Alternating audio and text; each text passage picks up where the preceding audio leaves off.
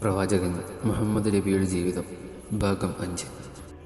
ഇന്ന് നമ്മൾ അറബി സംസ്കാരത്തിലെ ചില അത്ഭുതകരമായ യാഥാർത്ഥ്യങ്ങളെക്കുറിച്ച് സംസാരിക്കാൻ പോകുന്നു. പണ്ട് അറബി സമൂഹത്തിൽ പെൺകുട്ടികളെ ജീവനോടെ കുഴിച്ചു മൂടുക, കഴുത്തിഞ്ഞെക്കി കൊല്ലുക തുടങ്ങിയ ക്രൂരമായ പ്രവർത്തികൾ നടന്നിരുന്നു. ഇത് അവർക്കൊരു തരം അഭിമാനത്തിൻ്റെ കാര്യമായിരുന്നു. പക്ഷേ എല്ലാ കുടുംബങ്ങളും ഇങ്ങനെ ചെയ്തിരുന്നില്ല.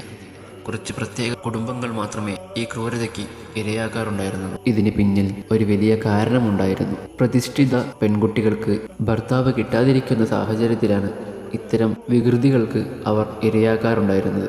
അറബി സമൂഹത്തിലെ കുടുംബഘടനയും വളരെ വ്യത്യസ്തമായിരുന്നു. മാതാവ് എന്ന പദം സ്വന്തം അമ്മയെ മാത്രം സൂചിപ്പിച്ചിരുന്നു. അച്ഛൻ്റെ മറ്റ് ഭാര്യമാരെ അമ്മയായി കണക്കാക്കിയിരുന്നില്ല. ഇതിൻ്റെ ഫലമായി അച്ഛൻ മരിച്ചാൽ മകന് അദ്ദേഹത്തിൻ്റെ ഭാര്യയെ, അതായത് സ്വന്തം അമ്മയല്ലാത്തവരെ വിവാഹം കഴിക്കാമായിരുന്നു. ഒന്നിൽ കൂടുതൽ ഭാര്യമാരുണ്ടാകുന്നത് അന്ന് സാധാരണമായിരുന്നു. ഒരാൾക്ക് എത്ര സ്ത്രീകളെ വേണമെങ്കിലും കെട്ടാമായിരുന്നു. ഒരേ സമയം സഹോദരിമാരെ പോലും വിവാഹം കഴിക്കാമായിരുന്നു.